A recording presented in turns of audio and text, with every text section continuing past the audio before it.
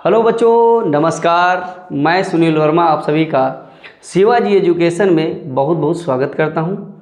बच्चों, मैं उम्मीद करता हूं कि आप सभी लोग अपनी पढ़ाई को जीरो से हीरो के स्तर पर ले जाने के लिए लगातार पढ़ रहे होंगे और लगातार बच्चों हमारे द्वारा कराए गए मॉडल पेपर को सॉल्व कर रहे होंगे।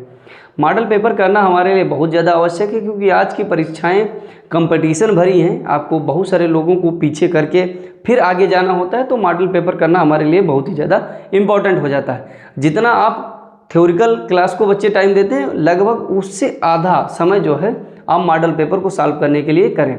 ठीक है, तो इसलिए आप सभी को बहुत अच्छे से क्या करना है, मॉडल पेपर वाली क्लासों को भी देखना है और थ्योरिकल क्लासों को भी देखना है। बच्चों, मैं उम्मीद करूंगा कि आप सभी लोग हम जो पॉइंट बताएंगे उसको आप नोट करेंगे और अपनी नोट बुक जो होगी या डायरी होगी अपने साथ रखेंगे। जो मैं इंपॉर्टेंट फैक्ट बताऊंगा एक्स्ट्रा इसके अलावा उसको भी आप क्या करेंगे, नोट करते रहेंगे। ठीक है, और जैसा कि आप सभी को पता है सामाजिक विज्ञान का पेपर है, तो इसमें मानचित्र की भी आवश्यकता होती है, तो मानचित्र भी आपको अपने पास ही रखना है। ज़्यादा बच्चों अगर पीडीएफ वगैरह चाहिए, मतलब पीडीएफ अगर आपको चाहिए तो हमारे टेलीग्राम से भी जुड़ सकते हैं, है ना। डिस्क्रिप्शन में हमारे टेलीग्राम का जो लिंक होगा मिलेगा, आप टेलीग्राम से जुड़ेंगे, हर तरह की पीडीएफ आपको प्रोवाइड कराई जाएगी कि सब बिना किसी पैसे के, यानी पूर्णतः बच्चों निःशुल्क होगी। ठीक है, तो बच्चों जैसा कि आप सभी को पता है कि ये 2026 का 25-26 का आदर्श मॉडल पेपर है, यानी यूपीएमएसपी द्वारा बच्चों जारी किया गया है। एक बार फिर से सुनिए, ये मॉडल पेपर यूपी बोर्ड क्या बच्चों, यूपी बोर्ड द्वारा जारी किया गया है, यानी यूपीएमएसपी द्वारा बच्चों जारी किया गया है, क्योंकि इसी पैटर्न पर हमारा मॉडल पेपर कुछ देखने को मिल सकता है। तो आप इसको बहुत ही ध्यानपूर्वक करेंगे क्योंकि आपको जैसे क्वेश्चन इसमें मिलेंगे लगभग इसी पैटर्न पर आधारित क्वेश्चन मिल सकते हैं। जैसे क्वेश्चन इसमें है वही क्वेश्चन आपको नहीं मिलेंगे। आप फिर से समझ लेना, जो क्वेश्चन यहाँ मिलेंगे वही क्वेश्चन नहीं मिलेंगे, लेकिन इसके जैसे क्वेश्चन मिल जाएंगे। ठीक है, तो आप इसके जैसे क्वेश्चन को ढूंढेंगे, उसको करेंगे। आपको ढूंढने की भी आवश्यकता नहीं, क्योंकि इस पेपर के बाद हम बहुत सारे बच्चों मॉडल पेपर कराएंगे, वन शॉट कराएंगे। आप सभी को क्या करना है, बिल्कुल अच्छे से देखते रहना और समझते रहना। जो बच्चे हमारी क्लास को लाइक नहीं किए, सब्सक्राइब चैनल को नहीं किए हैं, एक बार चैनल को सब्सक्राइब करेंगे और अधिक बच्चों पढ़ाई बढ़ाने के लिए, बहुत निःशुल्क पढ़ने के लिए, तो बच्चों चैनल को सब्सक्राइब करना और एक बार अपने दोस्त यार जानने वालियों के साथ सभी के साथ बच्चों शेयर कर देना है। ठीक है, जैसा कि आप सभी को पता है कि बच्चों हमारा मॉडल पेपर 70 अंक का होता है, यानी 30 अंक हमको प्रैक्टिकल के लिए मिलते हैं। समय की बात करेंगे तो 3 घंटा 15 मिनट समय दिया जाता है। सभी प्रश्न अनिवार्य होते हैं और हमारा मॉडल पेपर जो होता है बच्चों 2 भागों में डिवाइड होता है, खंड आ और खंड बा। खंड आ में हम देखेंगे तो इसमें 20 बहुविकल्पी आ जाएंगे, जो 1 नंबर का एक बहुविकल्पी क्वेश्चन होगा, जो हमको ओमार सीट पे करने होते हैं। ओमार सीट को भरते समय आप ध्यान रखेंगे कि जो ओमार सीट में आप गोला भरते हैं वो सिर्फ ध्यानपूर्वक भरें, क्योंकि एक बार गोला भर जाने के बाद उस पर आप ना व्हाइटनर लगा सकते हैं, ना इरेजर द्वारा उसको मिटा सकते हैं। ठीक है, तो जो भी आप चैनल को बच्चों अटेम्प्ट करेंगे उसको हल करेंगे, बहुत अच्छे से करेंगे और बहुत ही समझदारी के साथ क्वेश्चनों को सॉल्व करना है। क्योंकि आपको अगर बच्चों टॉपर बनना है, आप अपने मम्मी पापा और अपना सपना पूरा करना चाहते हैं, तो हर एक क्वेश्चन को बहुत अच्छे से सॉल्व करना होगा, क्योंकि आपके साथ बहुत सारे विद्यार्थी, आपके दोस्त यार, जितने भी लोग हैं पढ़ने वाले, सभी पेपर दे रहे होते हैं। अगर आपका 1 नंबर पीछे हो गया तो आप कहीं ना कहीं बहुत सारे लोगों से पीछे हो सकते हैं। तो इसलिए आपको बहुत ध्यानपूर्वक समझने की आवश्यकता है और सॉल्व करने की आवश्यकता है। तो जो पॉइंट मैं बताऊंगा आप उसको नोट करेंगे। मॉडल पेपर जैसा कि आपको पता ही है ना, इसके जैसे क्वेश्चन आपको देखने को मिल सकते हैं। मानचित्र संबंधी क्वेश्चन मैं कराऊंगा, उसको भी मानचित्र को साथ में लेकर हमारे साथ सॉल्व करेंगे। ठीक है, और बात करेंगे खंड नंबर बा। तो खंड नंबर बा जो बच्चे होता है ये 50 अंक का आ जाता है ना। खंड नंबर बा जो होता है ये 50 अंक का आ जाता है, जिसमें वर्णात्मक 1 हो जाते हैं क्वेश्चन और वर्णात्मक 2 हो जाते हैं, तथा मानचित्र संबंधी 2 क्वेश्चन होते हैं। 5 क्वेश्चन जो मिलेंगे तो क्या मिलेंगे बच्चा, ये हिस्ट्री से मिलेंगे और 5 क्वेश्चन भूगोल से मिलेंगे। ठीक है, तो हम बात करेंगे वर्णात्मक 80 अंक, मतलब 80 शब्दों में बच्चों लिखना होता है एक क्वेश्चन, 80 शब्दों में, और वर्णात्मक 150 शब्दों में लिखना होता है। ठीक है, अब हम पहले क्वेश्चन पे चल देते हैं, खंड आ, और पहले क्वेश्चन पे चलेंगे। बताएं फ्रांस की क्रांति के परिणाम स्वरूप हम देखेंगे तो क्या हुआ था, परिणाम क्या हुआ था। तो स्टेट जनरल का नाम बदलकर नेशनल असेंबली कर दिया गया था। बात सत्य है बच्चा, है ना, ये क्या हो जाएगा, सही हो जाएगा। आंतरिक आयात निर्यात शुल्क समाप्त कर दिया गया था, बात सही है। और बताए फ्रेंच राष्ट्र की साझा भाषा बन गई थी, ये भी बात सही है। लेकिन हम बात करने वाले हैं कि जो तीसरा ऑप्शन दिख रहा है, क्या ये सही होगा? क्षेत्रीय बोलियों को प्रोत्साहित किया गया, बच्चों ये क्या होगा, गलत हो जाएगा। तो जहां पर 3 ऑप्शन दिखेगा, इस तरह के क्वेश्चन सॉल्व करने का एक ही बहुत अच्छा तरीका है, आप गलत पता कर लें और बाकी ऑप्शन क्या हो जाएंगे, गलत हो जाएंगे। तो जो बचेगा वो क्या होगा, सही हो जाएगा। जैसे इसमें देखो 3 दिख रहा है, इसको मैंने काट दिया। इसमें 3 दिख रहा है क्योंकि क्वेश्चन नंबर जो 1 है उसका ऑप्शन 3 है, वो क्या गलत है, इसको मैंने काट दिया। इसमें भी दिख रहा है, इसको भी काट दिया। तो ऑप्शन हमारा कौन सा सही हो जाएगा बच्चों? हमारा ऑप्शन जो हो जाएगा ये क्या होगा, ऑप्शन सी वाला जो आपको दिख रहा है, ये क्या होगा, पूर्णतः बच्चों सत्य हो जाएगा, यानी सही हो जाएगा। अब क्वेश्चन नंबर हम 2 पर देख लेंगे। क्वेश्चन नंबर 2 क्या है? क्वेश्चन नंबर 2 के बारे में बात कर रहे हैं बच्चा। कि क्वेश्चन नंबर 2 बताया है कि निम्नलिखित में से नेपोलियन संहिता से संबंधित नहीं है। तो जब नहीं है की बात कर रहा है तो इसको आप एक बार क्या करेंगे, गोला कर लेंगे, है ना। नहीं है, तो नहीं है मतलब क्या है, नहीं है ना। अगर है पूछ लेता तो कोई प्रॉब्लम वाली बात नहीं थी, लेकिन नहीं है पूछा है, तो नहीं है कि बच्चों ध्यान में रखना है कि नहीं है पूछा है। बताया है जन्म पर आधारित विशेषाधिकार समाप्त कर दिए गए थे, बात सत्य है ना। क्या है बच्चा, बात सत्य हो जाएगी। कानून के समक्ष बराबरी और संपत्ति के अधिकार को सुरक्षित बनाया गया, सही बात है। श्रेणी संघों का कारीगरों पर से नियंत्रण हटा दिया गया था, सही बात है बच्चा, है ना। तो पहला, दूसरा, तीसरा ऑप्शन इसमें क्या हो जाता है, बिल्कुल सही हो जाता है। पहला, दूसरा, तीसरा ऑप्शन क्या होगा, बिल्कुल सही हो जाएगा। जब 3 सही हो जाएंगे तो चौथा क्या होगा, अपने आप बच्चों क्या होगा, गलत हो जाएगा। तो चौथा ऑप्शन हमारा क्या होगा, गलत हो जाएगा। तो ये क्या हो जाएगा, गलत। लेकिन इसमें नहीं पूछा है तो ये भी नहीं है, तो दोनों जब सेम हो गए तो यानी ये भी नहीं, यानी इनको हटा देना, ये हमारे ऑप्शन नहीं होंगे। ऑप्शन हमारा कौन सा होगा, डी वाला सही हो जाएगा। क्या होगा, डी वाला सही हो जाएगा, क्योंकि दोनों निगेटिव हैं। ये भी पूछा है निम्नलिखित में से नेपोलियन संहिता से संबंधित नहीं है। और बताया फ्रांसीसी नियंत्रण के अधीन क्षेत्रों को नेपोलियन सुधारों से मुक्त कर रखा गया था, नहीं, उसको नियंत्रण मुक्त नहीं रखा गया था। ठीक है, तो डी वाला दूसरे का क्या हो जाएगा, सही हो जाएगा। क्वेश्चन नंबर हम देखेंगे तीसरा, हिंद स्वराज पुस्तक के लेखक। तो हिंद स्वराज पुस्तक के लेखक महात्मा गांधी जी हैं। आप सभी को बहुत अच्छे से पता है कि महात्मा गांधी जी, पूरा नाम क्या हो जाएगा, मोहनदास करमचंद गांधी। तो महात्मा गांधी ने हिंद स्वराज पुस्तक को कैसे लिखा, कब लिखा, कहाँ लिखा? तो महात्मा गांधी गए थे लंदन से पानी वाले जहाज से दक्षिण अफ्रीका जा रहे थे। वहीं पे जहाज पे बैठे बैठे उन्होंने क्या लिख डाली, हिंद स्वराज पुस्तक। कब लिखा था, तो 1909 में लिखा था। किस भाषा में लिखा, तो बच्चों गुजराती भाषा में इन्होंने पहली बार लिखा था। जब इन्होंने पुस्तक लिखी तो गुजराती भाषा में लिखी, क्योंकि ये कहाँ के थे, पोरबंदर, गुजरात में पड़ जाता है। तो ये गुजराती भाषा में बच्चों क्या लिखे थे, अपनी जो पुस्तक है उसको लिखते हैं, और बाद में इन्होंने अंग्रेजी भाषा में इसको बच्चों प्रकाशित किया है, अनुवादित किया। ठीक है, तो ये पुस्तक इनकी कौन सी हो जाएगी बच्चों, हो जाएगी महात्मा गांधी की कौन सी पुस्तक होगी, हिंद स्वराज। ठीक है, क्वेश्चन नंबर 4 हम देखेंगे। तो क्वेश्चन नंबर 4 में बताया निम्न में से किसे अंतर्राष्ट्रीय मुद्रा कोष विश्व बैंक में वीटो का अधिकार प्राप्त है? तो इसको बारे में आप समझ लीजिए। तो देखो, अंतर्राष्ट्रीय मुद्रा कोष और विश्व बैंक, एक सम्मेलन हुआ था जिसे हम कहते थे ब्रिटेन वुड्स सम्मेलन। क्या कहते थे, ब्रिटेन वुड्स सम्मेलन। कब हुआ था, 1944 में हुआ था। कितने देशों ने भाग लिया, 44 देशों ने सर भाग लिया। कहाँ हुआ था, तो अमेरिका में हुआ था। अमेरिका के सर किस शहर में हुआ था, आपको ये भी तो पता होना चाहिए कि सर अमेरिका के किस शहर में हुआ था। तो हैम्पशायर नाम का एक शहर था, यानी एक स्थान था। वहीं पर बच्चों कौन सा होता है, ब्रिटेन वुड्स सम्मेलन होता है। तो ब्रिटेन वुड्स सम्मेलन से ही 2 बच्चों संगठनों की उत्पत्ति होती है, 2 बैंकों की उत्पत्ति होती है, जिसमें से एक अंतर्राष्ट्रीय मुद्रा कोष हो जाती है और दूसरी हो जाती है विश्व बैंक। तो ये भी पूछ लेता है कि 2 बैंकों की उत्पत्ति किस सम्मेलन से मानी जाती है या किस संगठन से मानी जाती है। तो आप क्या बताएंगे, ब्रिटेन वुड्स सम्मेलन। तो अमेरिका में हुआ था, तो वीटो पावर बच्चों किसको प्राप्त हो जाएगा, ऑप्शन नंबर जो सी दिख रहा है ये चौथे का क्या होगा, बिल्कुल सही हो जाएगा। आप इन चीज़ों को बच्चों ध्यान रखेंगे। मैं अगर नहीं लिख रहा हूँ तो आपका भी कार्य है बच्चों लिखना, मेरा कार्य है आपको अच्छे से अच्छी चीज़ों को बताना जो आपके पेपर में काम आ सके। लेकिन आपका भी एक बच्चों दायित्व है कि आप अपने दोस्त यारों के पास क्लास को शेयर करें और चैनल को बच्चों सब्सक्राइब करें, तभी हमारा मोटिवेशन बढ़ेगा।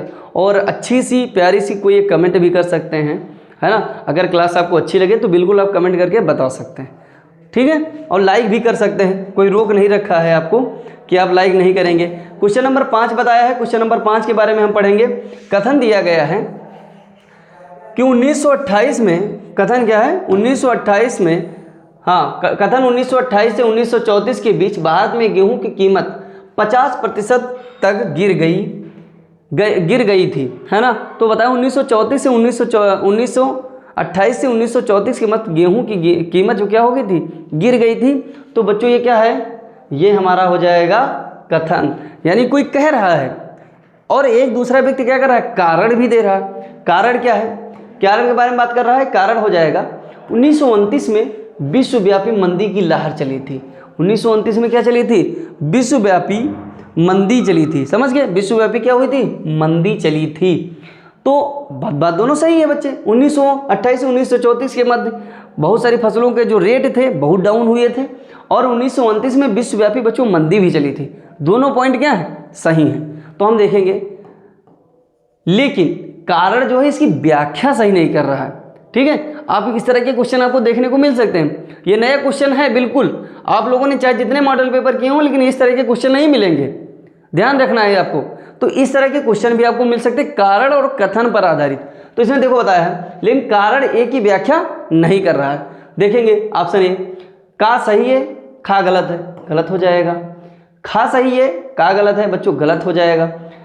का सही है किंतु खा की सही व्याख्या नहीं कर रहा बच्चों, व्याख्या कारण करता है ना कि कथन करता है। कथन की व्याख्या कौन करेगा, कारण करेगा, ठीक है, आपको ध्यान रखना है। लेकिन डी हम जब देखेंगे तीनों गलत हो गए, तो चौथा क्या होगा, बिल्कुल सही हो जाएगा। तो डी जो ऑप्शन दिया गया है ये क्या हो जाएगा, बिल्कुल सही हो जाएगा। यानी का सही है और खा की सही व्याख्या करता है। हमारी बात समझ में आई होगी आपको, बहुत ही प्यार से मैंने समझाया बच्चों आपको कि कारण और कथन से संबंधित बच्चों क्वेश्चन आ सकते हैं। तो आप बहुत ही ध्यानपूर्वक करेंगे और आप हमारे साथ अगर जुड़े रहेंगे तो बच्चों अब की बार कम से कम 90 से प्लस यानी 95 प्लस से नंबर हम बच्चों को दिलाकर ही मानेंगे। इस तरह के हजारों मॉडल पेपर आपको कराएंगे, इस तरह के हजारों क्वेश्चन आपको करवाएंगे। देखिए कैसे क्वेश्चन बच्चों नहीं फंसते हैं। तो आप हमारे साथ जुड़े रहेंगे तो हम बहुत सारे पेपर भी आपको मॉडल पेपर भी कराएंगे, ठीक है। क्वेश्चन नंबर 6 हम देखेंगे, बताए बेल्जियम में संस्कृति, शिक्षा, भाषा जैसे मसलों पर निर्णय लेने का अधिकार था। तो बेल्जियम के बारे में हम बात करेंगे। तो बेल्जियम के बारे में सर कौन सी बात हो जाएगी, तो बेल्जियम के बारे में बच्चों हमको बात करनी है क्या, सिविक्स का पहला लेसन याद करो आप सभी। सिविक्स का पहला लेसन था सत्ता की साझेदारी, है ना। सत्ता की साझेदारी आपने पढ़ा है, जिसमें श्रीलंका भी पढ़ा था, बेल्जियम भी पढ़ा था। तो कहेंगे हाँ सर पढ़ा तो था लेकिन हमको तो अभी याद नहीं है। तो कोई बात नहीं याद है तो याद मैं दिला रहा हूँ। तो आपने पढ़ा होगा कि जो बेल्जियम था उसमें बच्चों 3 तरह की सरकारें, मतलब 3 तरह से सरकारें थी, 3 तरह से शासन किया जा रहा था। तो आप कहेंगे सर हाँ कुछ याद आया लेकिन हमको सही से याद नहीं आया। तो देखो, तो बेल्जियम की बात कर रहे हैं बच्चों। तो बेल्जियम में 3 तरह के शासन कर रहे थे लोग। एक केंद्र सरकार थी, तो आपको पता होना चाहिए केंद्र सरकार किस तरह की शासन करते हैं, पूरे देश पर शासन करते हैं। फिर कौन सी हो जाएगी, राज्य सरकार। कौन सी हो जाएगी, राज्य सरकार। तो राज्य सरकार किस पर शासन करती है बच्चों, किसी एक राज्य पर या एक क्षेत्र पर, ठीक है, एक क्षेत्र या राज्य पर शासन करती है। वहीं देखेंगे स्थानीय निकाय, सॉरी इसके बारे में हम हाँ तीसरे स्तर पर देखेंगे सामुदायिक सरकार। कौन सी हो जाएगी, सामुदायिक सरकार। कौन सी हो जाएगी, सामुदायिक सरकार। समझ गए मेरी बात। तो क्या हो जाएंगे, सामुदायिक सरकार। तो सामुदायिक सरकार का सर क्या काम था, आपके मन में क्वेश्चन ये भी आ रहा होगा कि सर सामुदायिक सरकार का कार्य आखिर क्या था। तो सामुदायिक सरकार का मतलब बच्चों ये था कि सामुदायिक क्या करती थी, संस्कृति से संबंधित, संस्कृति भाषा आदि मसलों पर क्या करती थी? कानूनों का निर्माण करती थी। समझ गए बच्चा? केंद्र में क्या होता था? एक देश के लिए कानून बनाया जाता था, राज्य में एक राज्य के लिए कानून बनाया जाता था, लेकिन स्थानीय क्षेत्रों में हम देखेंगे तो सामुदायिक सरकार हुआ करती थी, जो सांस्कृतिक और भाषा, शिक्षा जैसे मसलों पर, इस मामलों पर कौन सी सरकार कानून बनाती थी? सामुदायिक सरकार बनाती थी। अगर ये बात आपको समझ में आ गई तो आप ये बहुत अच्छे से कर लेंगे। मैं आपसे पूछता हूँ तो क्या पहला ऑप्शन सही होगा? तो आप कहेंगे सर ये गलत हो जाएगा, क्योंकि इसमें केंद्रीय सरकार है, और आपने बताया कि केंद्रीय सरकार जो होती है ये भाषा, शिक्षा, संस्कृति पर सरकार नियम कानून नहीं बनाती। राज्य सरकार बनाएगी? नहीं बनाएगी। लेकिन सामुदायिक सरकार क्या बनाएगी? तो हाँ, आप कहेंगे कि सर हाँ, आपने तो यही बताया कि सामुदायिक सरकार जो है ये क्या करेगी? शासन, मतलब भाषा, संस्कृत, शिक्षा के लिए कानून बनाएगी। समझ में आया होगा? ठीक है। अगर ज़्यादा जानकारी लेना तो बच्चों आपको हमारी वन शॉट क्लासों को देखना होगा और बहुत अच्छे से समझना भी होगा। हम हाई स्कूल के लिए बच्चों लेकर आए हैं कौन सी? तहलका सीरीज। तहलका सीरीज मतलब बच्चों यही होगा कि सिर्फ हम बोर्ड के लिए गर्दा मचाने वाले हैं। सभी बच्चों को बहुत अच्छे से पढ़ाएंगे और अच्छे से उनको तैयार कराएंगे बोर्ड पेपर के लिए। ठीक है, अब जुड़ना नहीं भूलना है किसी को। क्वेश्चन के बारे में हम देख रहे हैं, कौन सा हो जाएगा? अपशिष्ट विषय से क्या तात्पर्य है? यानी अपशिष्ट विषय से क्या तात्पर्य है? एक बार इसको हम मिटा देते हैं। अपशिष्ट विषय से क्या तात्पर्य हो जाएगा? अपशिष्ट विषय मतलब क्या होती है? देखो, हमारे भारत में 3 तरह की सूचियां बच्चों जारी की गई हैं। कौन कौन सी होंगी? तो बच्चों एक हो जाती है संघ सूची या केंद्र सूची कहेंगे। कौन सी? एक संघ सूची, केंद्र सूची, और क्या होंगी? केंद्र सूची, और एक हो जाएगी राज्य सूची। केंद्र सूची, राज्य सूची और समवर्ती सूची। कौन सी हो जाएंगी? 3, केंद्र, राज्य और समवर्ती सूची। तो जो सब्जेक्ट, जो विषय इन तीनों सूचियों के बाहर जाते हैं, यानी जो सब्जेक्ट इन तीनों सूचियों में नहीं आएंगे, वो किस में चले जाएंगे? अपशिष्ट सूची में चले जाएंगे। किस में चले जाएंगे? अपशिष्ट सूची में चले जाएंगे। यानी जो सब्जेक्ट इन तीनों सूचियों में नहीं आएंगे वो किस में चले जाएंगे? अपशिष्ट सूची में चले जाएंगे। तो बताओ वह विषय जो राज्य सूची के अंतर्गत आते हैं, मैंने क्या बताया? गलत हो जाएगा। अगला बताया है वह विषय जो समवर्ती सूची के अंतर्गत आते हैं, गलत हो जाएगा। वह विषय जो संघ सूची के अंतर्गत आते हैं, गलत हो जाएगा। वह विषय जो किसी भी सूची के अंतर्गत नहीं आते हैं, ध्यान रखने योग्य बात है। अगर आप ध्यान रखेंगे तो आपको बहुत अच्छे से समझ में आएगा, है ना। और अगर आप ध्यान नहीं रखेंगे तो बच्चों मैं क्या, कोई भी नहीं समझा सकता। अगर आप ध्यान से नहीं सुनेंगे, नोट नहीं करेंगे तो मैं क्या हूँ? मेरे जैसे बहुत सारे टीचर हैं, कोई नहीं समझा सकता। तो सिर्फ आपको समझना है। ठीक है, ये आपको समझ में आ गया होगा। अगली स्लाइड पे चलते हैं, अगले क्वेश्चन को लेते हैं। ठीक है, अगले क्वेश्चन को ले रहे हैं। तो क्वेश्चन नंबर 7 तक मैंने कर लिया है बहुत अच्छे से। क्वेश्चन नंबर 7 हमने क्या कर लिया? बहुत अच्छे से कर लिया है। अब क्वेश्चन नंबर 8 हम देखते हैं। क्वेश्चन नंबर 8 के बारे में हम देखेंगे। क्वेश्चन नंबर 8 क्या कह रहा है? क्वेश्चन नंबर 8 कह रहा है निम्नलिखित कथनों में से कौन सा एक सही नहीं है? तो जो कथन दिए गए हैं इनमें से कौन सा है बच्चा? फिर से नहीं को पकड़ लेना और पकड़े रहना है, छोड़ना नहीं है जब तक इसका आंसर आपको नहीं मिल जाता। आप ऐसी बहुत सारी चीज़ों को पकड़ते होंगे जो छोड़ने के लिए आप प्रयासरत होंगे या फिर नहीं छोड़ पाते होंगे। ठीक है, तो पहला ऑप्शन दिया है भाषाई आधार पर राज्यों के निर्माण से देश ज़्यादा मजबूत होगा। बिल्कुल होगा, बिल्कुल बिल्कुल बिल्कुल बिल्कुल, लगातार मैं कहूँगा बच्चों बिल्कुल होगा। क्योंकि एक ही भाषा के लोग, एक ही समुदाय के लोग एक पास रहेंगे तो उसमें भाईचारा होगा, रिश्तेदारी होगी, संबंध बहुत अच्छे होंगे, तो देश कहीं ना कहीं बच्चों आगे बढ़ सकता है। ठीक है, पहला सही हो जाएगा। अगला तीसरा हम पढ़ लेते हैं। हिंदी लगभग 40% भारतीयों की राजभाषा है। बिल्कुल हो जाएगी। हिंदी बच्चों 40% जो भारत के लोग हैं लगभग बोलते हैं। ठीक है, तो ये भी हो। संविधान में हिंदी के अतिरिक्त 21 अन्य भाषाएं हैं, है ना, तो ये भी क्या होगा? सही हो जाएगा। आप याद करें, इसके पहले मैंने मॉडल पेपर कराया है तो उसमें मैंने बताया था कि हमारी हिंदी भाषाएं बच्चों कितनी हैं, मतलब हमारी जो भाषाएं 22 हैं। अगर हिंदी को हटा दिया जाए तो क्या हो जाए? 21 हो जाएंगे। तो इसमें बताया है हिंदी के अतिरिक्त 21 अन्य भाषाओं को राजभाषा का दर्जा दिया गया, सही हो जाएगा। तो इसमें गलत कौन सा हो जाएगा? दूसरा वाला जो आपको दिख रहा है ये क्या हो जाएगा? ये क्या होगा बच्चों? गलत हो जाएगा, यानी इसके हिसाब से ये जो बी वाला है ये बिल्कुल सही हो जाएगा। ठीक है, अगले क्वेश्चन की हम बात कर रहे हैं, तो अगला क्वेश्चन कौन सा हो जाएगा? अगला क्वेश्चन दिया गया है क्वेश्चन नंबर 9। क्वेश्चन नंबर 9 के बारे में बात कर रहे हैं। पता है भारत में धर्मनिरपेक्ष शासन व्यवस्था का मॉडल चुना गया है, इस संबंध में कथन सही है।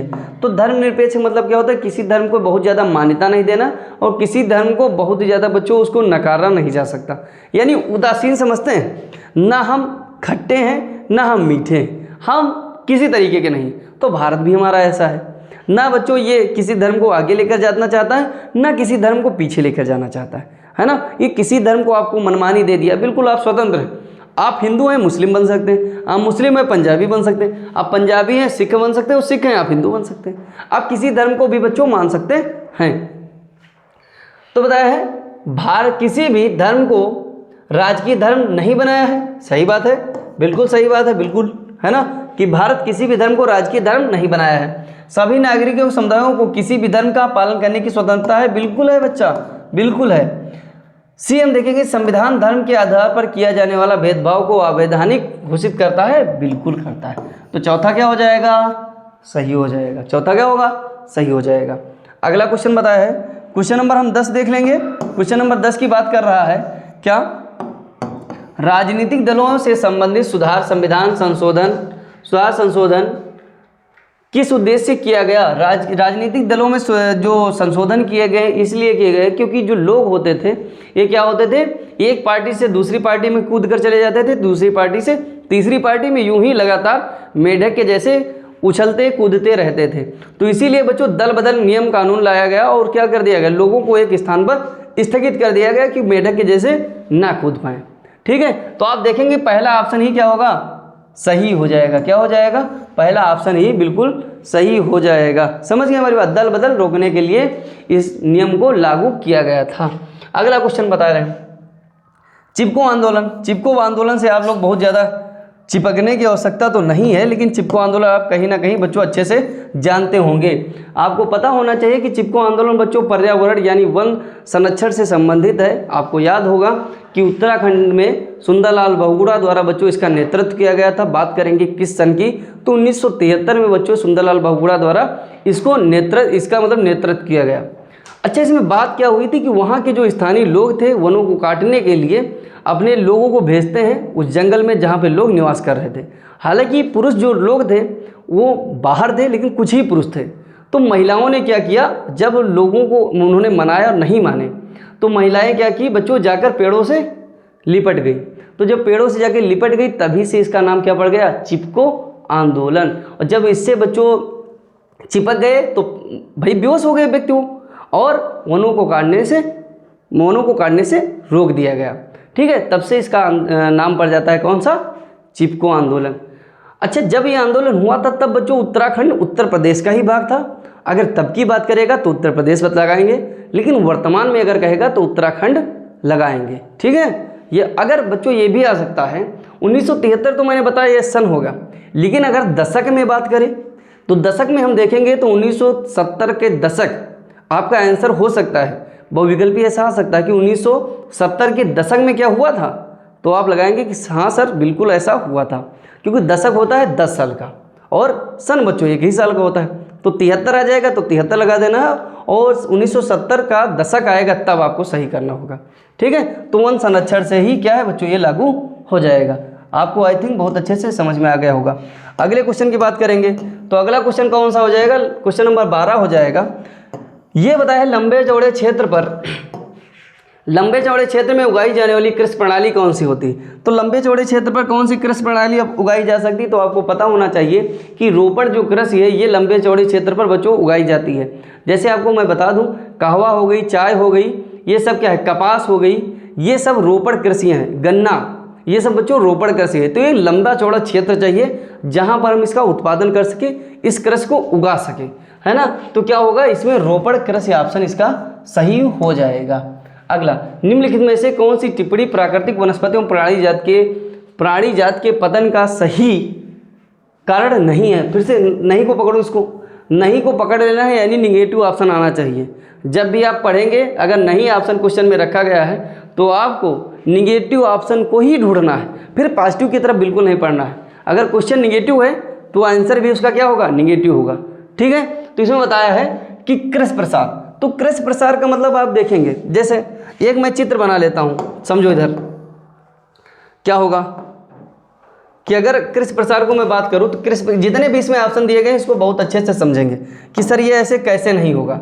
देखो अगर मैंने मान लो इतने क्षेत्र में मैंने खेती की है, क्या होगी, इतने क्षेत्र में मान लो मैंने क्या कर ली, खेती कर ली है ना। इस क्षेत्र में हम लोगों ने क्या कर ली, खेती कर ली।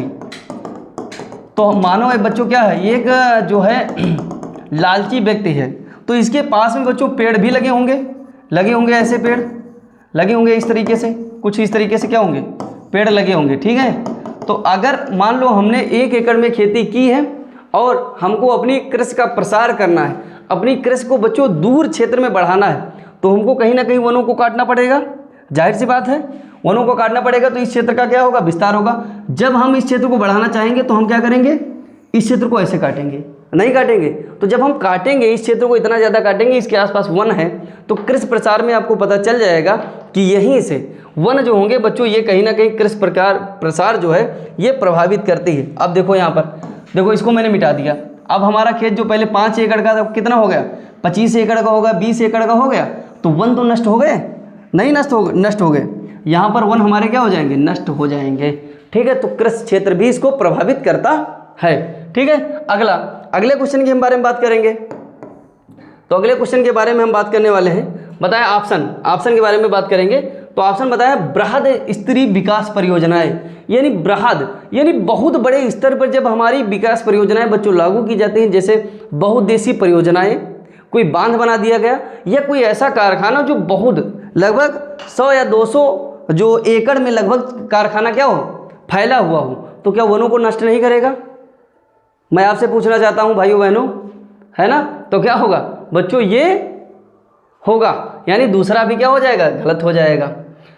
पता है पशुचारण और ईंधन लकड़ी एकत्रित करना, तो पशुचारण और ईंधन एकत्रित करना, ईंधन की लकड़ियां बीनना, बच्चों ये कोई ऐसा ऑप्शन नहीं है जो वनों को प्रभावित करता है, नष्ट करता है। तो इसका ऑप्शन क्या हो जाएगा, ये वाला जो मैंने बताया है कि तीसरा जो ऑप्शन होगा ये सही हो जाएगा। तीसरा ऑप्शन क्या होगा, सही हो जाएगा। ठीक है, तीसरा ऑप्शन ये बिल्कुल सही हो जाएगा, देख लेंगे इसको, तीसरा ऑप्शन बिल्कुल सही हो जाएगा। अगला बताए तीव्र औद्योगिक एवं शहरीकरण। तो भाई ये तो बात आपको पता है कि वनों को काटकर ही नए नए नगर और शहर बसाए जा रहे हैं। ठीक है, अगले क्वेश्चन पे बात कर लें। अगर आपको समझ में आता है तो बिल्कुल बच्चे कमेंट करके अच्छे से बताना है। अब ये ना हो कि आप पढ़ते रहें और पढ़ने में इतना ज़्यादा खो जाए कि सर को भूल ही जाओ कि सर आपने बताया था और मुझे समझ में आया, तो एक बार बता के जाएंगे। ठीक है, अगला क्वेश्चन के बारे में बात कर रहे हैं। निम्नलिखित में से कौन सा राज्य हजीरा, विजयपुर, जगदीशपुर पाइपलाइन से नहीं जुड़ता है, नहीं जुड़ता, फिर से नहीं को पकड़ो। तो देखो बच्चों ये मध्य प्रदेश से जुड़ता है, गुजरात से पड़ता है, उत्तर प्रदेश के जगदीशपुर से जुड़ा जाता है, लेकिन महाराष्ट्र से ये पाइपलाइन बिल्कुल नहीं जुड़ती है। ठीक है, तो इंपॉर्टेंट क्वेश्चन है, ये पेपर ही बच्चों बहुत ज़्यादा इंपॉर्टेंट है। इस तरह से इसमें से 1-2 क्वेश्चन फंस सकते हैं, तो इसको आपको पढ़ना है। बताए क्वेश्चन नंबर 15 में देखें, निम्नलिखित में से कौन सा उद्योग बॉक्साइट को कच्चे माल के रूप में प्रयोग करता है बच्चों, एल्युमिनियम क्या करता है, बॉक्साइट को क्या करता है, ये एक उद्योग बॉक्साइट को कच्चे माल के रूप में प्रयोग करता है, कौन, एल्युमिनियम। तो एल्युमिनियम प्रगलन लिखा है, ये भी सही हो जाएगा। एक वस्तु का अधिकांशतः प्राकृतिक प्रक्रिया में उत्पादन के क्षेत्र की गतिविधि है, तो गतिविधि हो जाएगी, मतलब क्या बताया है, देखो गतिविधि हो जाएगी तो इसका मतलब क्या हो जाएगा, इसका मतलब हो जाएगा कि जो ये क्षेत्र है बताया है। देखो हमारी अर्थव्यवस्था में बच्चों 3 क्षेत्रक हो जाते हैं, एक प्राथमिक क्षेत्रक, द्वितीयक क्षेत्रक और तृतीयक क्षेत्रक। तो आप समझेंगे, सिर्फ सुनेंगे। तो प्राथमिक क्षेत्र क्या होता है कि ऐसी वस्तुएं जो हमको प्रकृति से सीधे मिलती हैं वो प्राथमिक क्षेत्र में आ जाएंगी। जैसे प्राथमिक क्षेत्र में जैसे पालन हो गया, खेती करना, जितने भी बच्चों पालन है, मुर्गी पालन, मछली पालन, भैंस पालन, बकरी पालन, ये सभी पालन क्या हो जाएंगे, आ जाएंगे प्राथमिक क्षेत्र में। खनन भी हो जाएगा, वानिकी भी आ जाएगी, है ना, कृषि भी आ जाएगी, जितने भी बच्चों हैं ये सब किस में आ जाएंगे, प्राथमिक क्षेत्र में आ जाएंगे। द्वितीय क्षेत्र में जैसे औद्योगिक विनिर्माण, औद्योगिकीकरण आ जाएगा, यानी औद्योगिक क्षेत्र भी से कहा जाता है विनिर्माण, वस्तुओं को आपने प्राकृतिक क्षेत्र से लिया और द्वितीय क्षेत्र में जाकर उसको समाप्त कर दिया, है ना, बना लिया अपने खाने पीने के लायक, तो द्वितीय क्षेत्रक। और उन वस्तुओं को जो जगह जगह पर लोग वितरित करते हैं अपनी सेवाएं देकर बच्चों एक स्थान से दूसरी ओर पहुंचाते हैं, जैसे मैं हूं, तो मैं बच्चों आपको क्या कर रहा हूं, पढ़ा रहा हूं, सिर्फ अपनी सेवाएं आपको दे रहा हूं, है ना। तो क्या हो जाएगा बच्चों, ये तृतीय क्षेत्र में चला जाएगा। आप बिस्किट खाते हैं, द्वितीय क्षेत्र का आ जाता है, लेकिन गेहूं जो होगा वो प्राथमिक क्षेत्र का होगा। तो वही बताया है कि एक वस्तु का अधिकांशतः प्राकृतिक प्रक्रिया से उत्पादन क्षेत्र की गतिविधि है, कौन सा हो जाएगा, ये हो जाएगा प्राथमिक। कौन सा हो जाएगा, प्राथमिक हो जाएगा, है ना, कौन सा होगा, प्राथमिक हो जाएगा। अच्छे से आप देख लेंगे, प्राथमिक हो जाएगा। बताए ऋण के औपचारिक स्रोतों से सम्मिलित नहीं है। औपचारिक माने क्या होता है, औपचारिक मतलब जब आप सहकारी समितियों से, बैंक से और नियोक्ता से बच्चों जब आप ऋण लेते हैं तो ये औपचारिक हो जाता है। अनौपचारिक रिश्तेदार, दोस्त, यार, इन लोगों से, साहूकार, जमींदार से आप जब कर्ज लेते हैं तो ये अनौपचारिक हो जाता है ना। अनौपचारिक में जो कर्ज होता है बच्चों बढ़ा के भी ले सकता है, जैसे उस पर ब्याज जो लगाता है वो बढ़ा के ब्याज ले सकता है। लेकिन अब जब औपचारिक लेते हैं तो जितनी रेट उस पर दी जाएगी, यानी ब्याज जितना बच्चों दिया जाएगा सिर्फ उतना ही ब्याज क्या करेगा, आपसे बैंक वसूल करेगी या सरकार वसूल करेगी। लेकिन साहूकार और जमींदार आपसे ब्याज पर मंथ बच्चों बढ़ा के भी ले सकता है, ठीक है। तो ये साहूकार, जमींदार, दोस्त, यार, रिश्तेदार, ये सब किस में हो जाएंगे, अनौपचारिक में हो जाएंगे। और बैंक, नियोक्ता और सहकारी समितियां किस में हो जाएंगी औपचारिक में, ठीक है। तो आप याद रखेंगे, तो कौन सा हो जाएगा बच्चों, जमींदार। कौन सा होगा, जमींदार हो जाएगा। आप सभी को यहाँ तक बहुत अच्छे से समझ में आया होगा, कमेंट करके बताएंगे एक बार। अगले क्वेश्चन के बारे में हम चलते हैं। अगला क्वेश्चन कौन सा होगा, अगला क्वेश्चन हम बात कर रहे हैं, सामान्यतः किसी देश का विकास किस आधार पर निर्धारित किया जा सकता है। बिल्कुल बच्चों तीनों ऑप्शन इसमें बिल्कुल सही हैं, पढ़ लो। प्रति व्यक्ति आय, सही है, प्रति व्यक्ति आय जब बच्चों ज़्यादा होगी तो देश का विकास होगा। औसत साक्षरता, यानी सभी व्यक्ति बच्चों पढ़े लिखे होंगे, कोई अनपढ़ नहीं होगा, शिक्षित और गंवार नहीं होगा, बच्चों क्या होगा, विकास होगा। और लोगों की स्वास्थ्य स्थिति अच्छी होगी तो बच्चों देश विकास करेगा। तो इन तीनों चीज़ों से हमारा देश क्या कर सकता है, विकास करता है। तो चौथा क्या हो जाएगा, सही हो जाएगा उपरोक्त सभी। वैश्वीकरण ने जीवन स्तर के सुधार में सहायता पहुंचाई बच्चों। विकसित देशों के लिए ये क्या है, वैश्वीकरण बच्चों बिल्कुल क्या है, वरदान है, लेकिन अविकसित देशों के लिए अभिशाप है, क्योंकि सभी को तो ये व्यवस्थाएं नहीं दे सकता, तो इसीलिए विकसित देशों के लिए हो जाएगा। अगला क्वेश्चन बहुत ही ज़्यादा इंटरेस्टिंग है, आप बहुत ध्यान से देखेंगे। इसमें मैं कुछ ऐसे पॉइंट बताऊंगा जो आपके लिए लाभदायक होंगे। क्या होंगे, लाभदायक होंगे। देखो पहला पॉइंट हम देख रहे हैं, इसमें बताया है निम्नलिखित को सुमिलित कीजिए। निम्नलिखित को क्या करना है, सुमिलित करना है। तो निम्नलिखित को सुमिलित कीजिए। बताएं एक उत्पाद के घटकों का विवरण देना है। एक उत्पाद के घटकों का अगर विवरण देना है तो मान लो जैसे मैं इस पेन के बारे में बताऊं कि ये पेन मैं सूचना दे रहा हूं, मतलब मैं इसके बारे में आपको बता रहा हूं। मैं बता दूं ये पेन बहुत अच्छा है, ये पेन बहुत अच्छा चलता है, इससे कलर चेंज कर सकते हैं, इस पर स्मार्ट बोर्ड चला सकते हैं। तो मैं क्या आपके बारे में आपको बता रहा हूँ इस उत्पाद के बारे में, तो आप क्या कर रहे हैं, सूचना सुन रहे हैं कि नहीं सुन रहे हैं, सुन रहे हैं। तो इसमें क्या हो जाएगा, देखो बताएं एक उत्पाद के घटकों का विवरण देना। मैंने विवरण दिया पेन के बारे में, आपने क्या किया, सूचना पाने का अधिकार आपको मिला, आपने सूचनाएं प्राप्त की, तो पहला क्या हो जाएगा, इससे हो जाएगा। तो ए का क्या हो जाएगा बच्चा, आप अलग नोट करेंगे, ऑप्शनों को हटा देंगे। ए का हो जाएगा 4, क्या हो जाएगा, ए का 4 हो जाएगा। इगमार्ग, इगमार्ग बच्चों खाद्य वाली पदार्थ वाली वस्तुओं पर लगाया जाता है, जैसे खाद्य पदार्थ सामग्री, अनाज वगैरह, इन सब चीज़ों पर लगाया जाता है। तो क्या ऑप्शन है, बी का किससे मिला दें, उपभोक्ता एजेंसी अनाज हो, ये क्या होगा, बी हो जाएगा। तो बी का क्या होगा, बी का हो जाएगा 3 वाला, बी का क्या होगा 3 वाला हो जाएगा।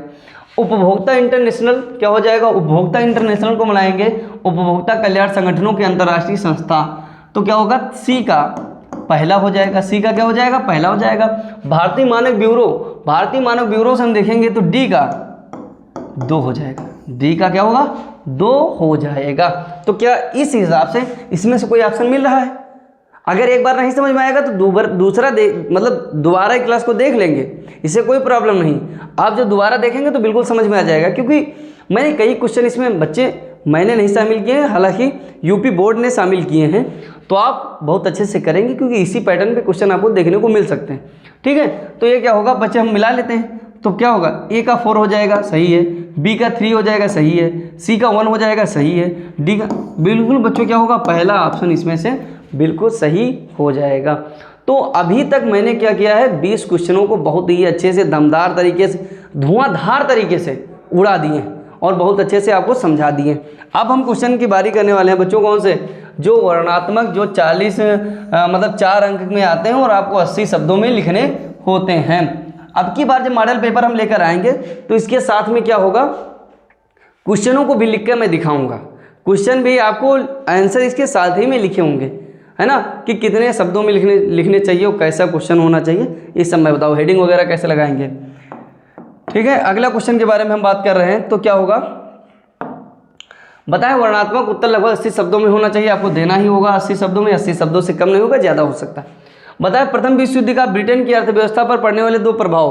तो प्रथम विश्व युद्ध का ब्रिटेन पे 2 प्रभाव पड़े थे, कौन कौन से हो जाएंगे, कर्ज बहुत बार ज़्यादा बढ़ चुका था, कर्ज बहुत ज़्यादा हो गया और बढ़ी हुई बेरोजगारी हो गई। यानी बच्चों क्या हुआ, कर्ज ज़्यादा हो गया, कर्ज बढ़ा और क्या हुआ, बेरोजगारी हो गई, बेरोजगारी क्या हो गई, प्रथम 2 प्रभाव बताना है। तो कर्ज ज़्यादा बढ़ गया था, इसने जब प्रथम विश्व युद्ध लड़ा ब्रिटेन ने तो अमेरिका से बच्चों कर्ज ले लिया, जब कर्ज ले लिया तो इस कर्जदार हो गया, तो पहला पॉइंट ये हो गया, और बेरोजगारी बढ़ गई। ठीक है, युद्ध जब भी होगा बच्चों बेरोजगारी आना निश्चित है, इससे आप परेशान नहीं होंगे, क्योंकि युद्ध में बहुत सारे संसाधनों की कमी हो जाती है। बताएं, 19वीं सदी में मुद्रण संस्कृति के प्रसार की महिलाओं पर पड़ने वाले 2 प्रभावों को लिखिए। 2 प्रभाव कौन से हुए, शिक्षा और जागरूकता बढ़ी थी, है ना, शिक्षित लोग हो गए, नए विचारों का उदय हुआ, यानी शिक्षा बच्चों बढ़ी, क्या आप लिख देंगे, शिक्षा बढ़ी, और क्या हुए, नए विचार आए, नए दार्शनिक लोग आए और लोगों को, महिलाओं को प्रेरित किया पढ़ने के लिए। ये भी तो पॉइंट हो जाएंगे, कोई एक ही पॉइंट नहीं होगा, बहुत सारे पॉइंट हो जाएंगे। ठीक है, अगला क्वेश्चन, अगले क्वेश्चन के बारे में बात कर रहे हैं, केंद्र और राज्यों के संबंधों में आए बदलावों को स्पष्ट कीजिए। ये ज़्यादा इंपॉर्टेंट नहीं है, लेकिन आप देख सकते हैं, इसको सॉल्व कर लेना। अगले क्वेश्चन के बारे में बात करेंगे, तो अगला क्वेश्चन कौन सा हो जाएगा, बताए, सत्ता का क्षैतिज वितरण समझाइए। सत्ता का जो क्षैतिज वितरण है, यानी क्षैतिज वितरण का मेरे कहने का मतलब क्या है, क्षैतिज वितरण का मतलब ऐसे, जैसे देखो ये हाथ हो गया, ये हाथ हो गया ना, तो क्षैतिज ऐसे होगा, ऐसे ऐसे, और ऊर्ध्वाधर ये हो जाएगा। ऊर्ध्वाधर बच्चों ऐसे माना जाता है ना, और ये क्या होगा, क्षैतिज। तो देखो हमारे भारत में 2 तरह से शासन हो सकता है, एक ऊर्ध्वाधर, जैसे यहाँ केंद्र सरकार, फिर राज्य सरकार और फिर स्थानीय निकाय, केंद्र सरकार, राज्य सरकार, स्थानीय निकाय, केंद्र सरकार, राज्य सरकार और स्थानीय निकाय। ये क्या है, ऊर्ध्वाधर वितरण है। क्या बच्चा, ऊर्ध्वाधर क्या है, देखो ये हो जाएगा ऊर्ध्वाधर वितरण सत्ता का, ये क्या होगा, ऊर्ध्वाधर वितरण। तो इस तरीके से होगा, क्या होगा, केंद्र, अरे इसको आप इस तरीके से मिटा लें, ऐसे बना लूँ, इस तरीके से, देखो 3 भागों में बटी होगी। तो यहाँ पर हम देखेंगे तो कौन सा हो जाएगा, यहाँ पर हो जाएगी कौन सी, केंद्र सरकार हो जाएगी, फिर राज्य सरकार हो जाएगी, और क्या हो जाएगी, स्थानीय। अगर नहीं दिखाई दे रहा होगा तो आप क्या करेंगे, सिर्फ सुन लेंगे। सबसे ऊपर केंद्र सरकार, राज्य सरकार, स्थानीय निकाय, ये क्या है, ऊर्ध्वाधर वितरण। अब हम क्षैतिज वितरण के बारे में पूछा है, तो क्षैतिज वितरण, देखो क्षैतिज वितरण पूछा है, इसके बारे में समझो। यानी इस तरह की एक लाइन होगी, तो जिस पर क्या होगी, जिस पर हम देखेंगे ये हो जाएगी कौन सी, 3 पॉइंट बना लेंगे, ये हो जाएगी कौन सी हो जाएगी, विधायिका,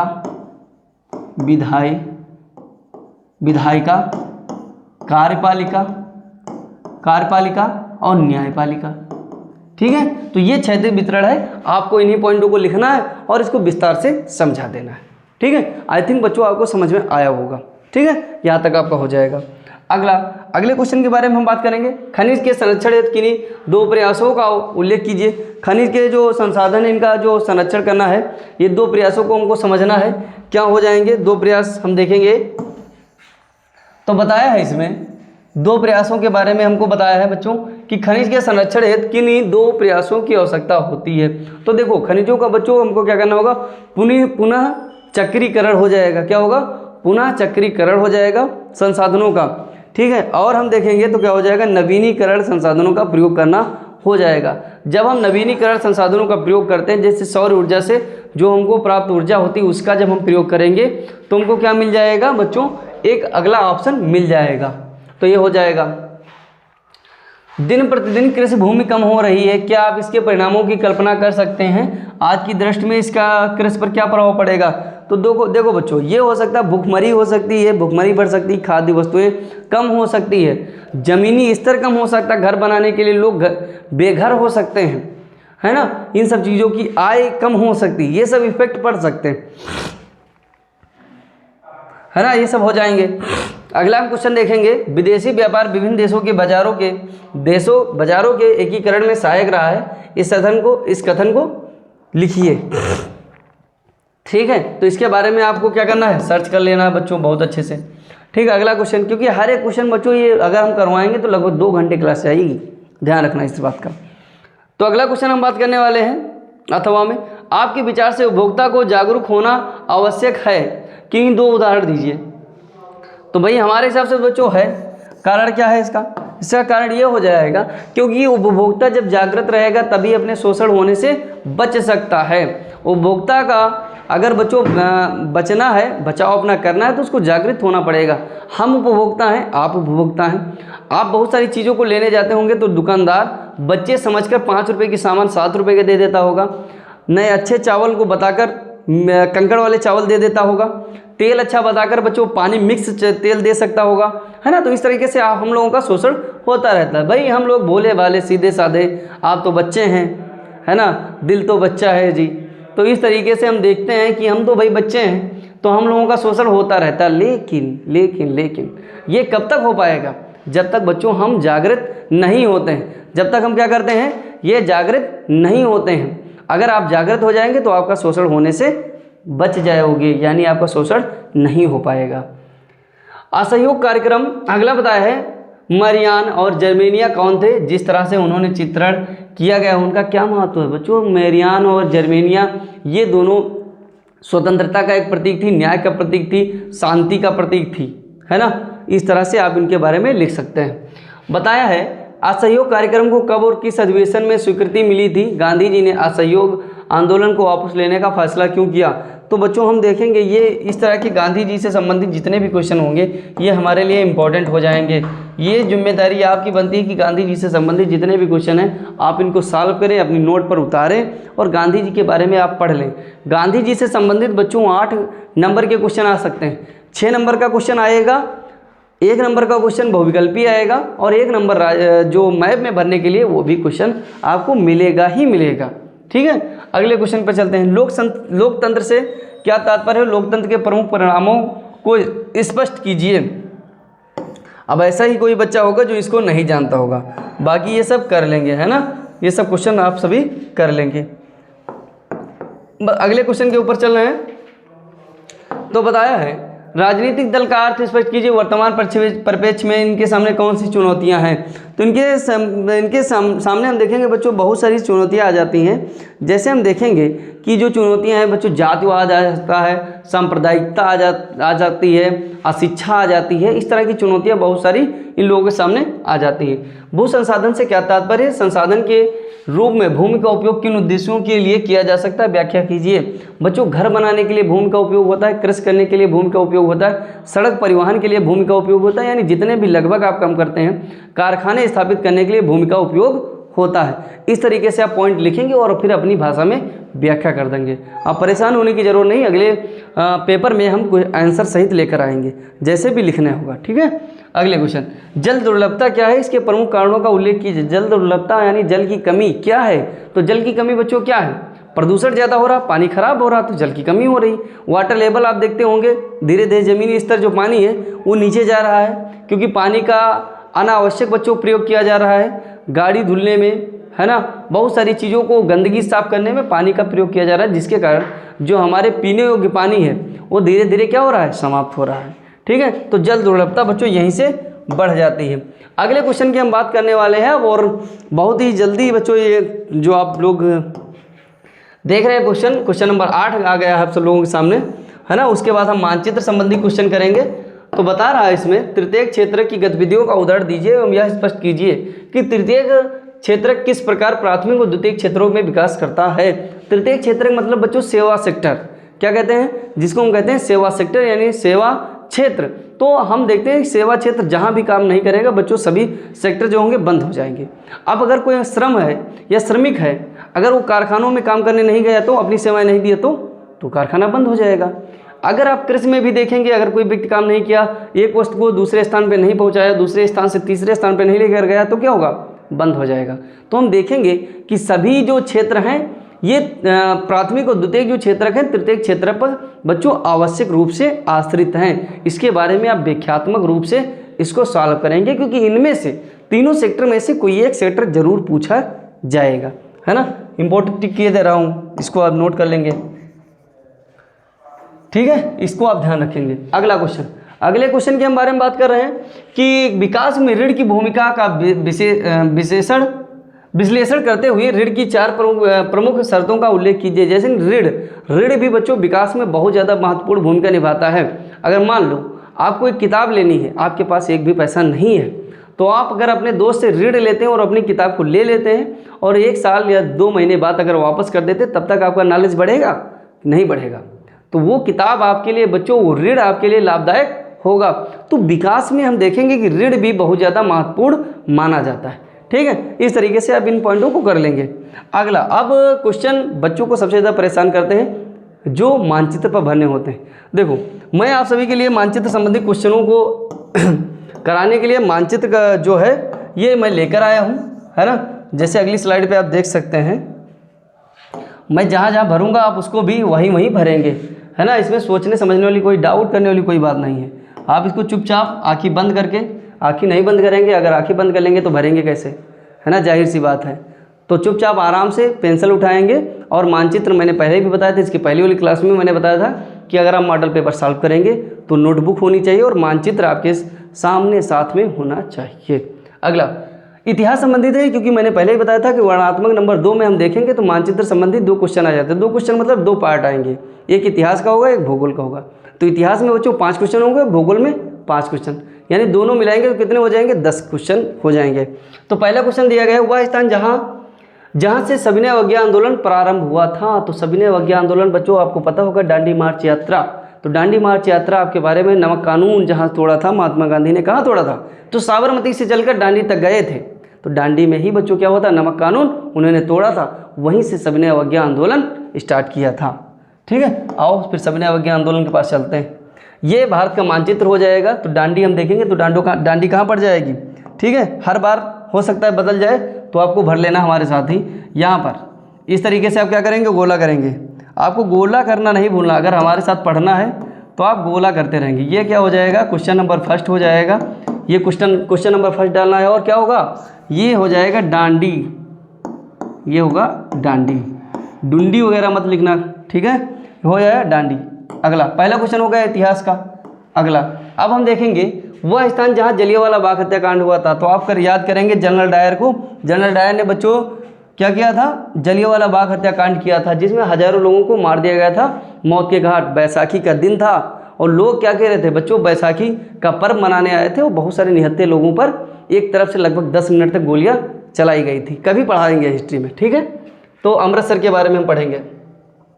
ये जो पॉइंट मैंने बनाया है ये क्या हो जाएगा, आप सभी जितने बच्चों को मैंने पढ़ाया है, बहुत समय पहले से मैं बच्चों पढ़ा भी रहा हूँ। मैंने जिन बच्चों को मैंने बताया कि आप जब गोला करते हैं या किसी बिंदु को दर्शाते हैं तो आपको छोटा गोला सिर्फ बूंदी नहीं रखना है, इस तरीके से बूंदी नहीं रखना, आपको क्या करना, बूंदा रखना है।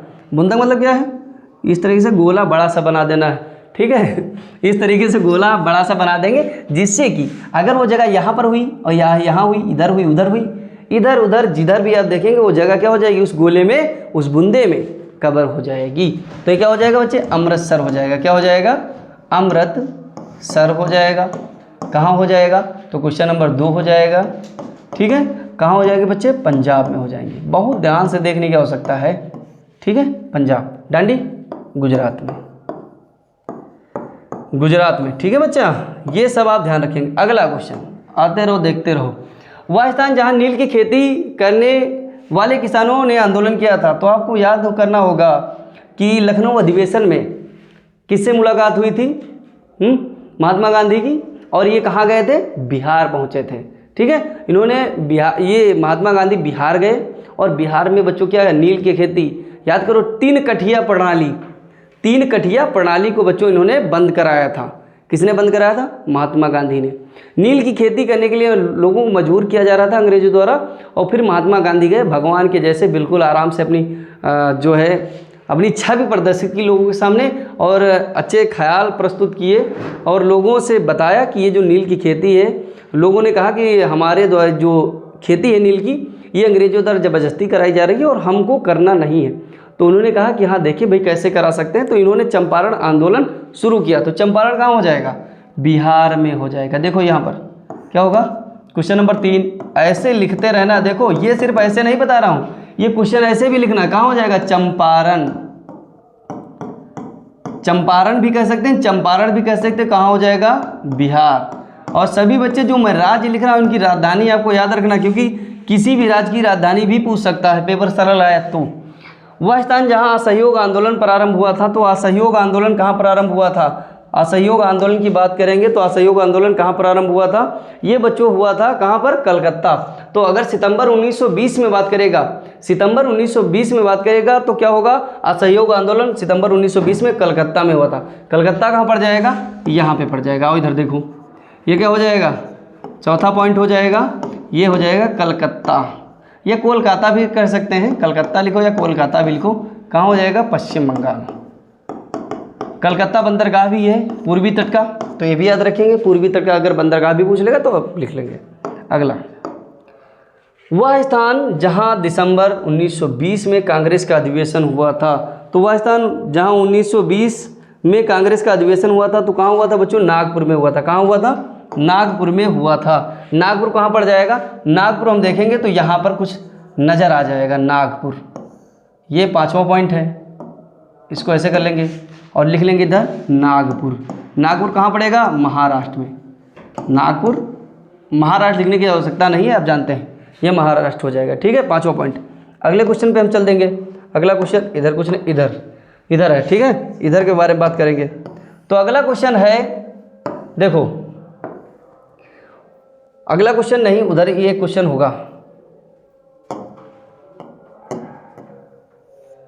देखो लिखा है असम का एक राष्ट्रीय पार्क, मतलब एक राष्ट्रीय पार्क चिन्ह द्वारा। अब जैसा इसमें चिन्ह बक्सा टाइप में बना है ना, देख सकते हैं यहाँ पे। अरे देखो ये बना है ऐसे, तो आपको जब भूगोल का मानचित्र बच्चों भरना होगा तो जैसा अगर बक्सा बना है तो बक्सा बना देना है, बकसिया बनी है बकसिया बना देना है। किसी भी तरीके का एंगल अगर बना हुआ है, अगर मान लो स्टार बना है, स्टार भी बना है तो स्टार भी बना देना है। ठीक है, आपकी जो भी उसमें कलाकृतियाँ दिखाई जाएंगी आप उनको भी बना सकते हैं, जिस डिजाइन को बनाया गया। जैसे बॉक्स बना है तो बॉक्स भी बना देना। पता है असम का एक राष्ट्रीय पार्क चिन्ह द्वारा नाम सहित। आओ फिर इधर, ये देखो ये कौन सा हो जाएगा? राज्य असम हो जाएगा। ये असम होगा, तो असम को हम क्या करेंगे बच्चों, इसका पिन थोड़ा क्या करेंगे, पतला करेंगे, और ये असम है तो यहाँ पर इस तरीके से हम क्या करेंगे, बॉक्स बना देंगे। और ये भूगोल का है तो क्वेश्चन नंबर फर्स्ट कहाँ हो जाएगा? काजीरंगा। कौन सा होगा? काजीरंगा राष्ट्रीय, एक मिनट रुक जाओ, कलर चेंज कर लेते हैं। काजीरंगा, ये हो जाएगा काजीरंगा, है ना, ये हो जाएगा काजीरंगा। काजीरंगा राष्ट्रीय उद्यान। ठीक है, ये क्या होगा? काजीरंगा राष्ट्रीय उद्यान का राष्ट्रीय उद्यान हो जाएगा। राष्ट्रीय उद्यान मतलब समझ गए, यानी हम देखेंगे तो कौन सा हो जाएगा एक बार, तो हम देखेंगे वो काजीरंगा जो राष्ट्रीय उद्यान होगा, ये बच्चों एक सींग, यानी आपने देखा हो एक सींग वाला गेंडा, जिसकी नाक पर क्या होती है बच्चा, एक सींग निकली होती है ना, उसके पूरे शरीर पे कहीं सींग नहीं होगी, कहाँ पर होगी? नाक पर। आपने देखा होगा इस तरीके से, है ना। तो क्या हो जाएगा? ये काजीरंगा नेशनल पार्क बच्चों इसके लिए एक सींग गेंडे वाले के लिए फेमस है। ठीक है, आपको जब भी गेंडा देखना हो, आप जा सकते हैं। कहाँ? असम में। असम, लेकिन आपको असम याद होना चाहिए। अगर आप लोगों ने नहीं देखा है कि राज्यों सर हम कैसे भर पाएँ, राज्य हमको नहीं पता कहाँ पर क्या है, तो मैंने क्लास बनाई है आप लोगों के लिए, आप उस क्लास को भी देख सकते हैं और बहुत ही आसान तरीके से मात्र 20-25 मिनट की क्लास होगी, आप उसको देखेंगे और आपको सभी राज्य क्या हो जाएंगे, बहुत आसानी से याद हो जाएंगे। अगले क्वेश्चन पे चल देते हैं। बात बताया भारत के पश्चिमी तट पर एक स्थित एक पत्तन देखो बच्चों बनाया है कि सर देखो त्रिभुज टाइप में बना है, तो पत्तन माने क्या है? बंदरगाह। अब पत्तन को हम समझ लेंगे, देखो ये जो क्षेत्र दिख रहा है, ये वाला जो क्षेत्र दिख रहा होगा तुम लोगों को, ठीक है, बहुत अच्छे से, तो ये क्या हो जाएगा? पत्तन हो जाएगा। किसके बारे में पूछा है? कि पश्चिमी तट, ये पश्चिमी तट है, ये पूर्वी तट है। फिर से समझना है, ये पूर्वी तट, ये पश्चिमी तट, तो ये क्या हो जाएगा? Question number 2। ये क्या हो जाएगा? Question number 2। और ये हो जाएगा बच्चों कांडला। ये थोड़ा लिखना बाहर चाहिए, लेकिन बाहर जगह नहीं है तो हम इधर ही लिखे दे रहे हैं। कौन सा हो जाएगा? कांडला। कांडला बंदरगाह क्या हो जाएगा? कांडला पत्तन लिख लो, उसमें पत्तन ही पूछा है, पत्तन, ठीक है, कांडला पत्तन हो जाएगा। तो इसको आप ध्यानपूर्वक क्या करेंगे? नोट करेंगे, अपने मानचित्र में भरेंगे। अगले क्वेश्चन के बारे में हम बात कर लेते हैं। अगला क्वेश्चन कौन सा पूछा है? अगला क्वेश्चन बताया है दक्षिण भारत की एक नदी, नहीं इसके ऊपर एक और है, उत्तरी भारत में स्थित एक परमाणु ऊर्जा केंद्र चिन्ह द्वारा, चिन्ह देखो कैसे बना हुआ है, तो इसको हम बना लेते हैं। तो चिन्ह द्वारा बच्चे बनाया है, तो हम बताएं, याद रखेंगे जो परमाणु ऊर्जा संयंत्र है कहाँ हो जाएगा बच्चों? नरौरा में। नरौरा कहाँ पड़ेगा? ये पड़ जाएगा उत्तर प्रदेश में। तो देखो कुछ इस तरीके से बना हुआ है, आप भी बना लेंगे इस तरीके से, है ना। ये देखो, ये क्या हो जाएगा? उत्तर प्रदेश, क्वेश्चन नंबर 3 हो जाएगा। ये क्या हो जाएगा? उत्तर नंबर 3 हो जाएगा। और क्या होगा? नरौरा लिखना है। नरौरा कहाँ होगा? यूपी, है ना, क्योंकि हम लोग कहाँ से बच्चा? यूपी से है, तो आपको ध्यान रखने योग्य बातें याद रखना है। दक्षिण भारत की एक नदी चिन्ह द्वारा नाम सहित दर्शाइए। तो दक्षिण भारत की नदी गोदावरी, है ना, गोदावरी। देखो उसमें चिन्ह बना होगा, देखो चिन्ह बना है ना इस तरीके से, तो आपको क्या करना है? इस तरीके से लिख देना है गोदावरी। कौन सी हो जाएगी? गोदावरी। चौथा पॉइंट हो जाएगा गोदावरी नदी, गोदावरी। इसको बच्चों दक्षिण भारत की गंगा भी कहा जाता है, गोदावरी नदी को, ठीक है, गोदावरी नदी। ये थोड़ा बड़ा मैंने इसलिए लिख दिया क्योंकि आपको साफ साफ दिखाई दे। अगर आप कम पेज में भी या क्वालिटी में देख रहे हैं तो आपको अच्छे से समझ में आ जाए। अगले क्वेश्चन के बारे में देखते हैं। उत्तर भारत में स्थित चावल उत्पादक क्षेत्र, चावल उत्पादक क्षेत्र तो आप सभी को बहुत अच्छे से पता है कि उत्तर प्रदेश भी बच्चों चावल उत्पादक क्षेत्र है, बिहार भी चावल उत्पादक क्षेत्र है और पश्चिम बंगाल भी चावल उत्पादक क्षेत्र है। तो अगर आपसे क्वेश्चन यहाँ से समझ लीजिए कि गेहूं उत्पादक क्षेत्र भी पूछ सकता है, उत्तर मतलब पूरे भारत का गेहूं उत्पादक क्षेत्र कौन सा हो सकता है? उत्तर प्रदेश हो सकता है, ठीक है। तो हम यहाँ चावल उत्पादक क्षेत्र बच्चों हम बात करेंगे, तो यहाँ पर हम यह देखो उसका चिन्ह बना हुआ है, चिन्ह देखो इस तरीके से बॉक्स टाइप में बना हुआ है, तो उत्तर प्रदेश ही मान लेते हैं और उसमें बूंदियाँ रख लेते हैं इस तरीके से, और ये क्या हो जाएगा? चावल उत्पादक क्षेत्र हो जाएगा। क्वेश्चन नंबर 5, ये क्या हो जाएगा? चावल उत्पादक क्षेत्र। एक पूछा है, मैंने बताया कई है, बिहार भी लिख सकते हो, पश्चिम बंगाल भी लिख सकते हो, ठीक है। कहाँ हो जाएगा? यूपी। क्या हो जाएगा? यूपी। तो मैं उम्मीद आप लोगों से बस इतना ही करता हूँ कि आप क्लास देखने के बाद अपने दोस्त, यार, सहेली, सहेला, दोस्त जो भी कोई है आपके जानने में, वैसे होते तो सभी के हैं किसी ना किसी तरीके से, कोई दूर का रिश्तेदार, कोई पास, कोई बहुत करीब, है ना, तो आप सभी के पास बिल्कुल दिल से, तन मन धन से क्लास को शेयर करेंगे और क्लास में बच्चों क्लास को लाइक करेंगे और अपने संगी साथियों को बताएंगे कि सर ने बहुत अच्छा मॉडल पेपर कराया है, आप भी यहीं से करिए, और सभी बच्चों को बताएंगे इस चीज़ के बारे में। तो मैं उम्मीद करता हूं कि आप सभी लोगों को बहुत अच्छे से बच्चों क्लास ये समझ में आई होगी और आप बहुत सारा प्यार देंगे हमारे कोचिंग चैनल को भी, इस क्लास को भी, और हमारे सहयोगी जो टीचर्स हैं उनको भी। और बहुत ही परेशान होने की आवश्यकता नहीं है, पेपर में बहुत ज़्यादा टाइम है, 3 महीने बच्चों बहुत हुआ, तो परेशान होना नहीं है, ठीक है।